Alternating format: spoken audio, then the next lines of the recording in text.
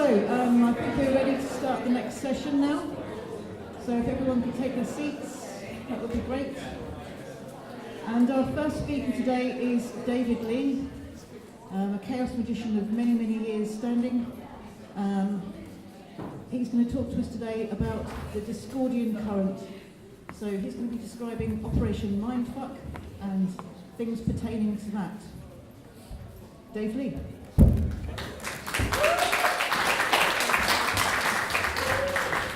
Thank you. It's great to be here there's so many high quality talks to follow. But anyway, yes. So, hail Eris.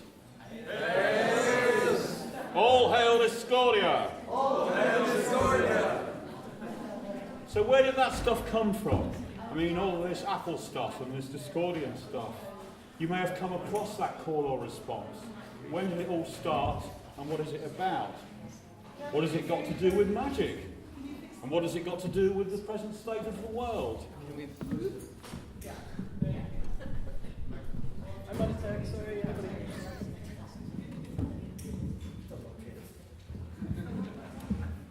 Technical How about this? We do that. Okay, thank you. What has it got to do with the present state of the world? And what has it got to do with our intimations of immortality? Those are the questions this talk is about.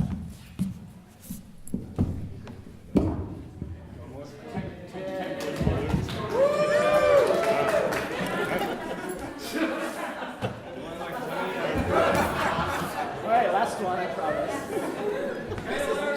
We got it. Bloody chaos this. So imagine for a moment it's about 1960 and some artists who are perhaps beginning to recognise themselves as magicians start a prank. The prank results in millions of people waking up to the malleable nature of consensus reality, how it is shaped by desire, by news, by illusions. These people start using this insight to feed into their own practices of magic and of other things that aren't yet called magic, but are very similar.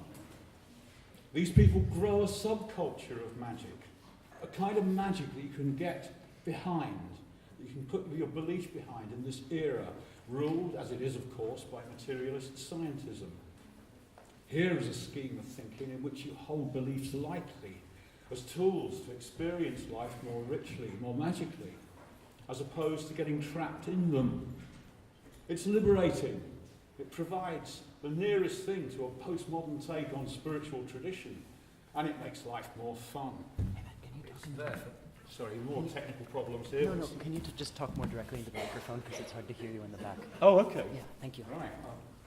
Just stand close to that.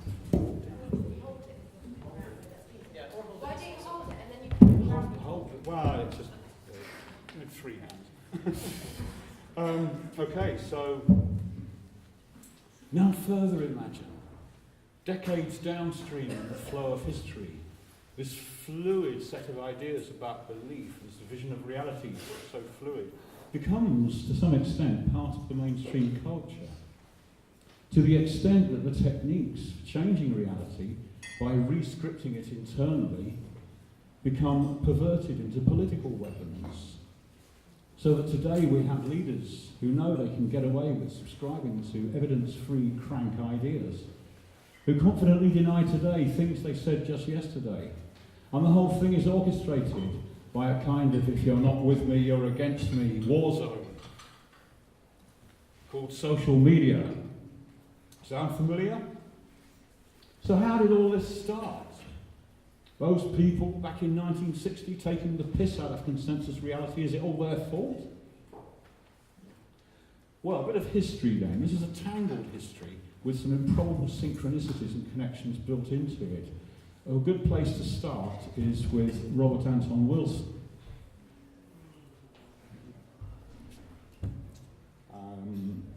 In the wake of the Kennedy assassination in 1963, and the American government's absurdly clumsy rewrite of it in something called the Warren Commission Report, which amongst other things played fast and loose with the laws of ballistics, there was a boom in conspiracy theories. They became a sort of folk theology. We no longer have God to blame for the state the world's in. So we've got to blame someone. How did this happen? And not only how did it happen, how did it get covered up? Well, not only how did it get covered up, but how did it get covered up so badly? Wilson and his fellow Playboy editor, Bob Shea, got involved in something called Operation Mindfuck. They would encourage the daftest conspiracy theories, even supplying wacky letters for their own column in Playboy, then commenting on them. The idea of Operation Mindfuck was to spoof conspiracy theory and expose its absurdity. Imagine, look at it this way. You read some apparently wacko take on world events, then you realise that people are actually seriously discussing this as a serious proposition. You might conclude, for instance, that other people are crazy, or you might start to suspect that everybody lives in a different world. So we might say that the project has a deeper purpose, to destabilise people's automatic acceptance of the authority of news. What might these days be called reality hacking, more on which later. Operation Mindfuck,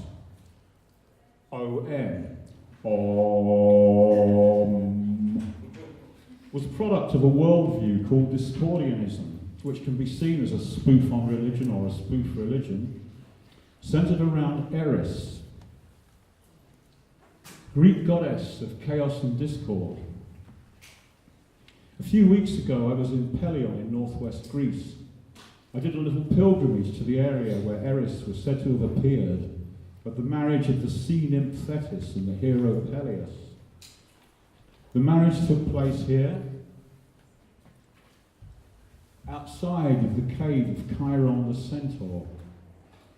We called on Eris, and I left an apple I'd painted gold there as a sacrifice. I imagine most of you will have heard the story of Eris, but it's worth covering in outline. The Olympian deities are invited to a slap-up wedding in a beautiful place. And Eris is not invited. She has a reputation as a troublemaker.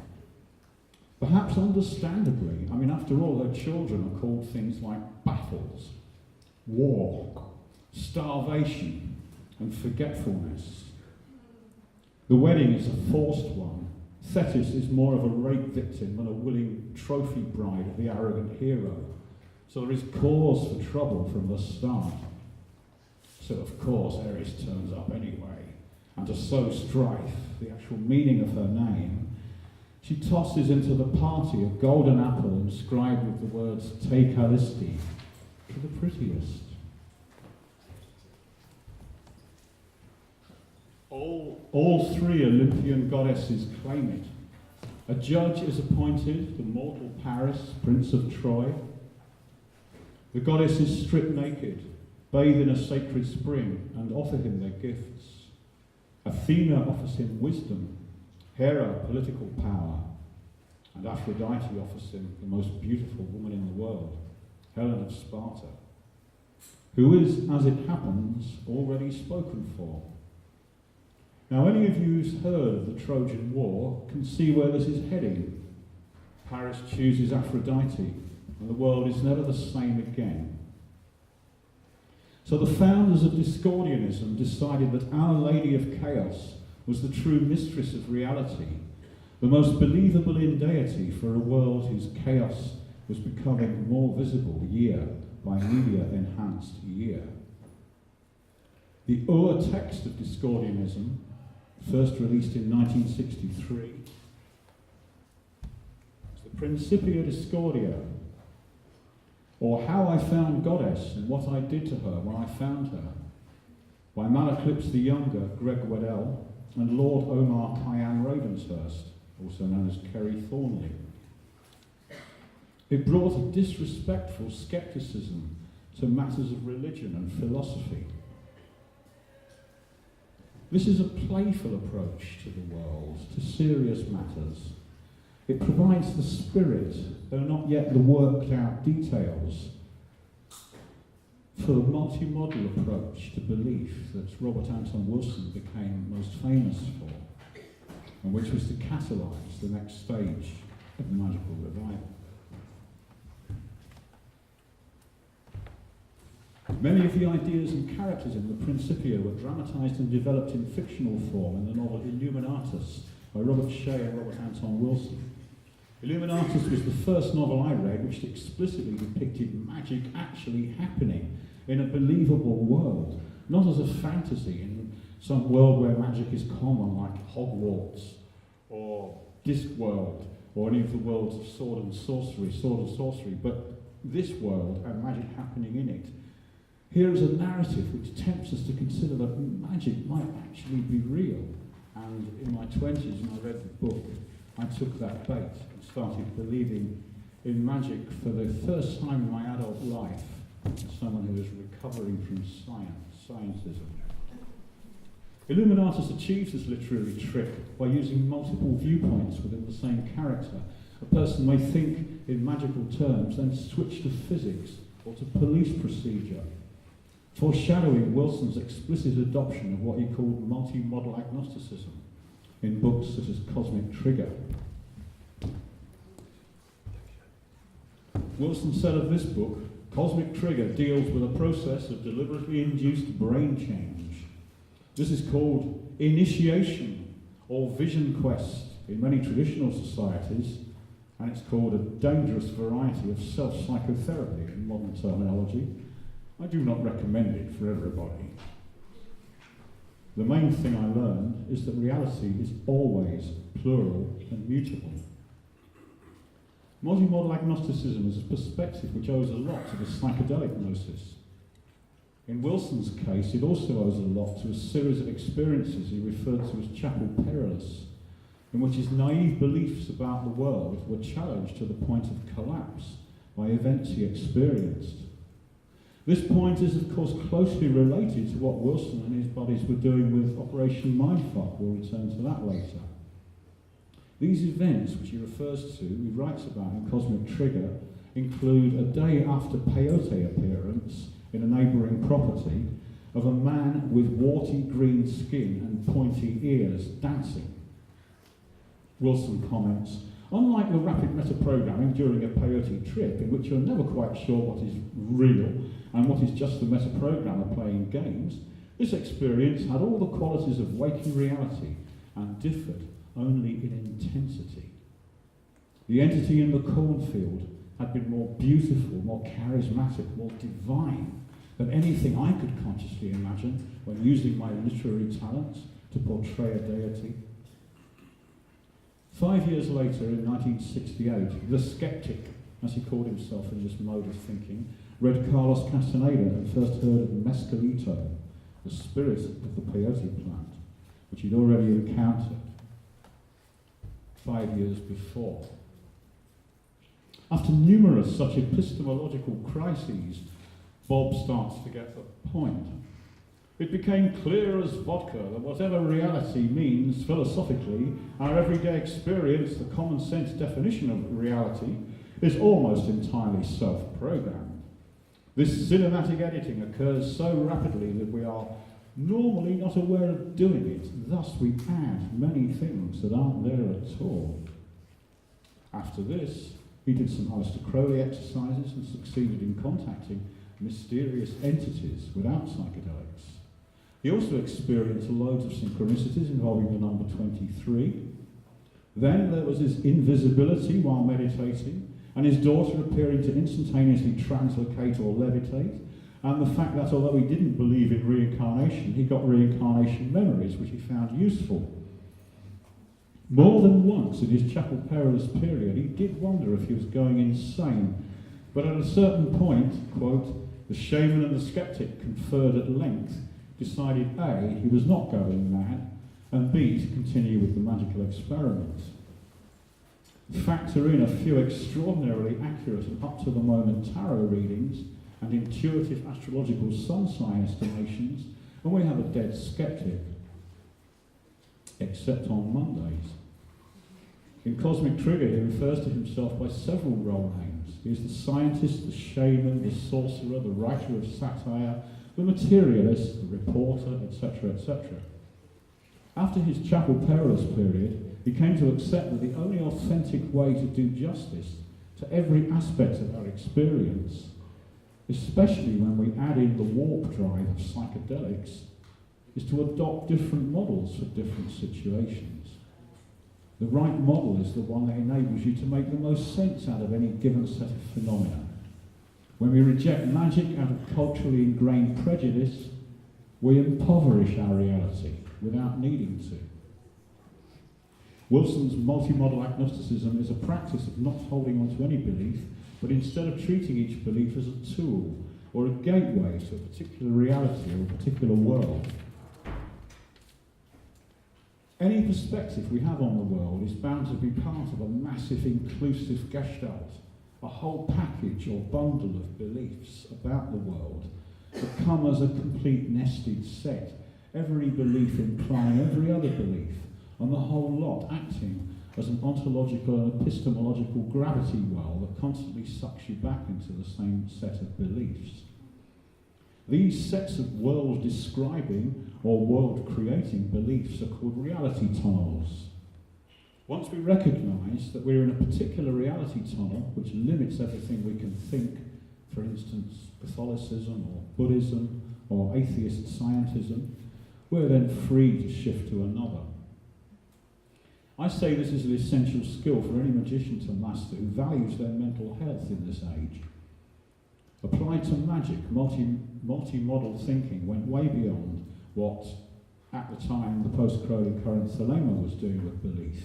It was genuinely radical in the sense of looking right into the roots of what magic is. It was the approach that became chaos magic.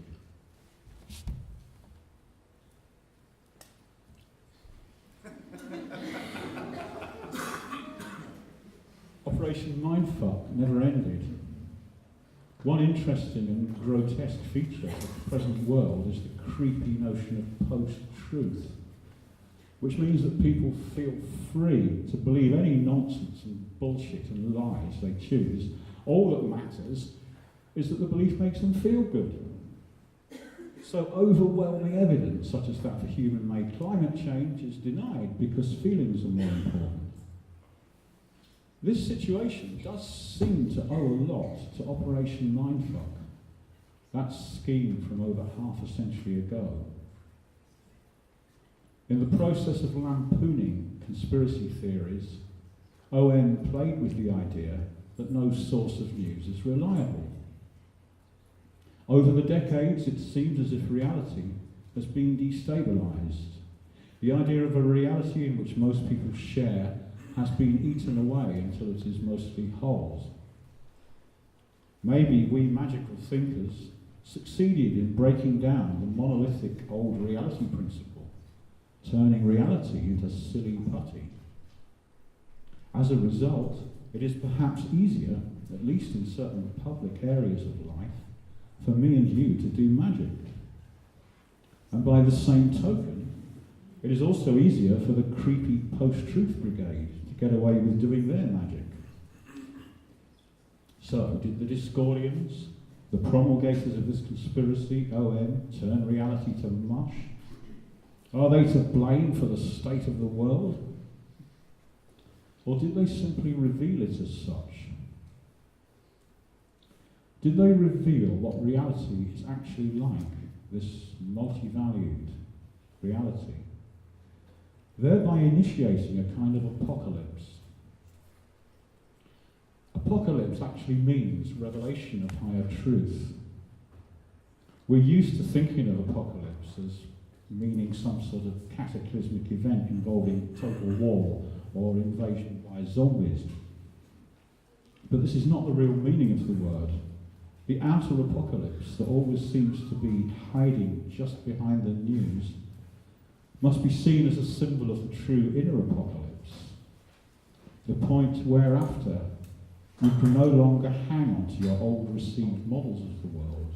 You can no longer pretend that the world is as you were told it was. This is Robert Anton Wilson's Chapel Perilous.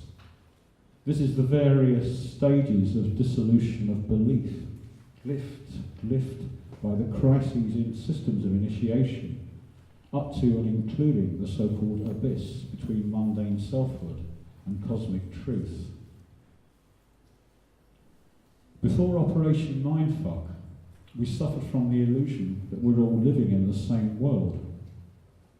This might have helped us to get along a bit better, but it did compromise our individual lives, shutting out and throttling down whole areas of experience in the quest for conformity.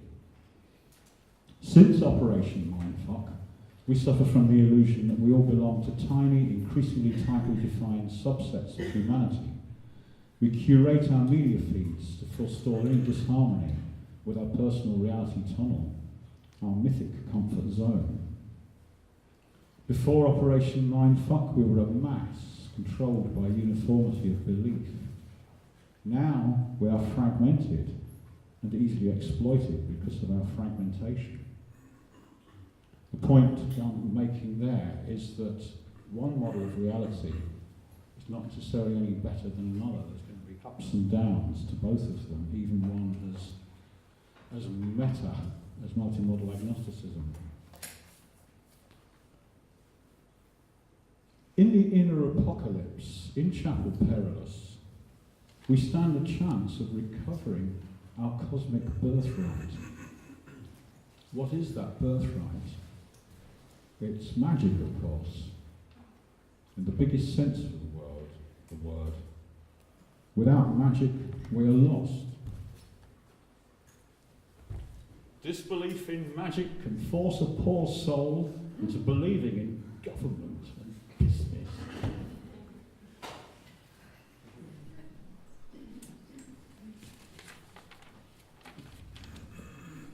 Magic is, of course, a fringe activity. This means that magicians need a high degree of belief flexibility even to get started in doing magic. Magic is such a fringe undertaking that the DSM, the Bible of psychiatry, labels magical thinking as pathological. So it's telling us we're all nuts to even entertain notions so far outside the mainstream. In deciding you're a magician, you've already used the power of belief in a way very few people do. When you do a ritual, you're engaging in a piece of theatre designed to shift your reality out of the mundane and facilitate your magic, and that involves further shifts of belief.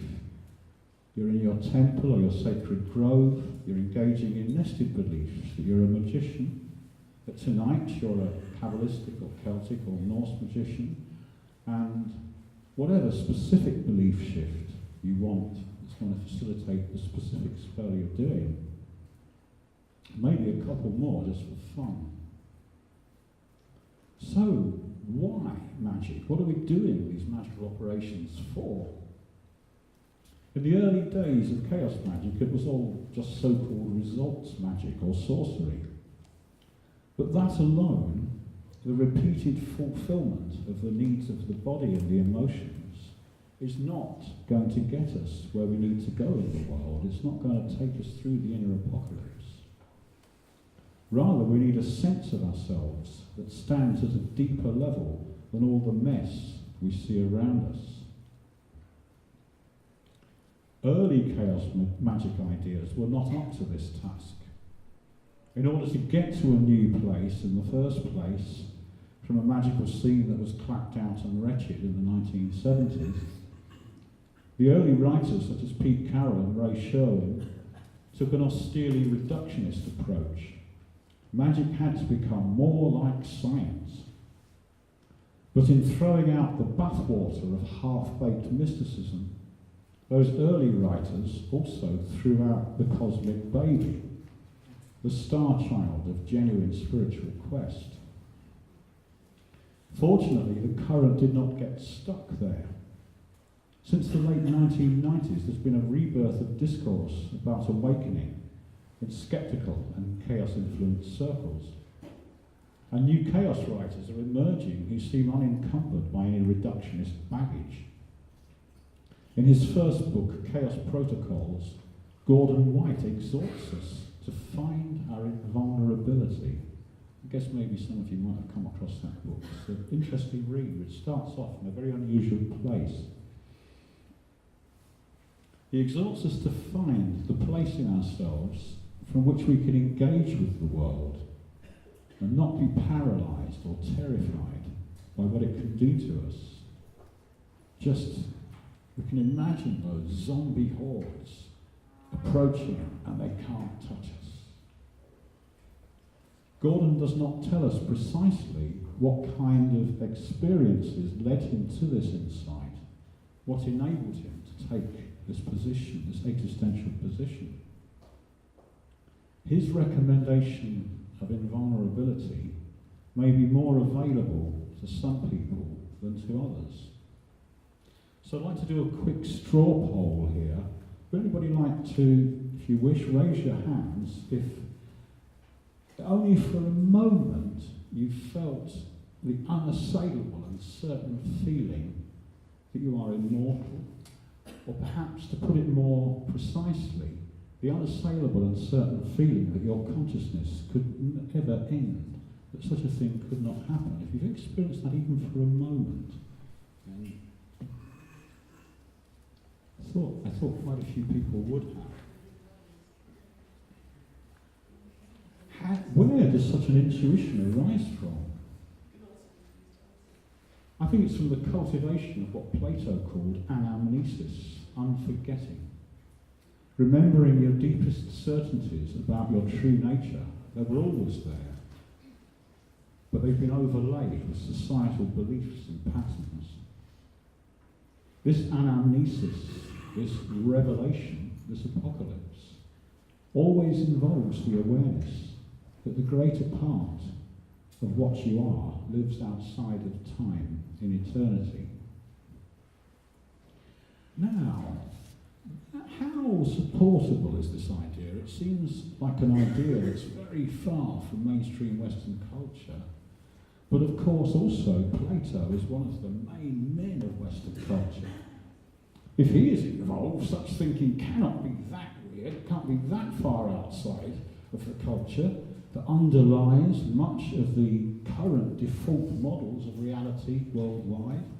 It can't be that far from atheist scientism, can it? In fact, it's even, this idea of the intuition of immortality is even closer to the core of the Western world than that. This chap, just before Plato's time, a Greek-educated Italian, a prophet of the mysteries since rebranded as a philosopher, a man called Parmenides, wrote a poem which is often credited with containing basically the invention of logic, the first lengthy dialectical argument ever recorded. But, so philosophers come along and say, oh, what a clever chap Parmenides is, he's kind of like, he's casting aside all that old superstition and getting down with good old logic. But that's actually not the case. What that discourse, what that poem is about, is a channeled set of instructions from the underworld goddess. And it exists entirely to prove that nothing that really exists can cease to exist. So the first ever use of logic in the West was to prove that all being is immortal.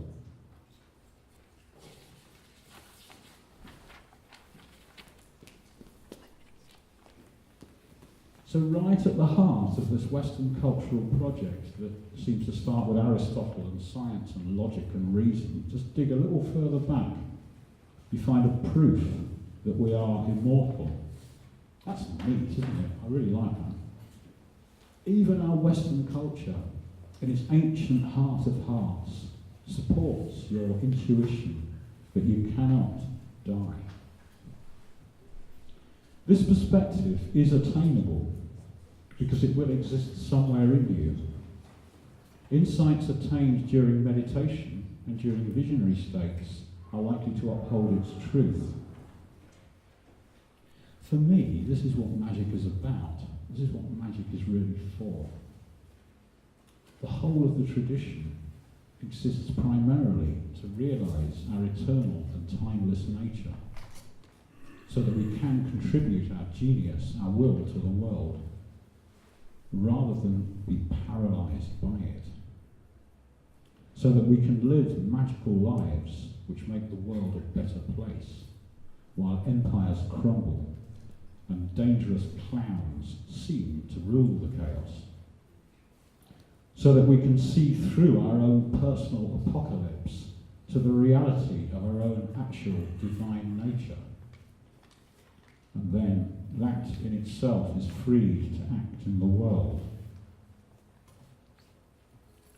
So we've seen where this idea goes back to, and how far it goes back to, and how intimately it's connected with mainstream Western culture in a secret way. But there's more. It's strange where some ideas crop up again and again, right at the heart of Discordianism. Fnord. This word lies right at the old, it's there in Illuminatus, in the fictional account of Discordianism.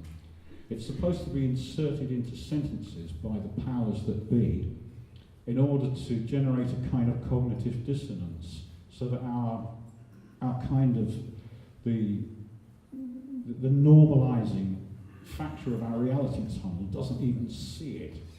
So you can't actually see the word, but you just read the rest of the sentence and it all sounds a bit off in your mind. It all seems a bit wrong.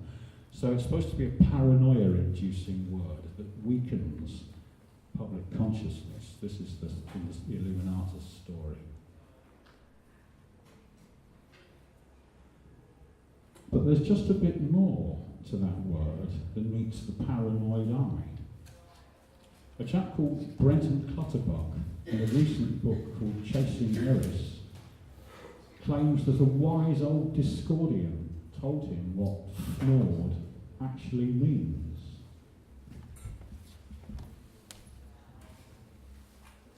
For no one really dies. I'll leave you with that thought.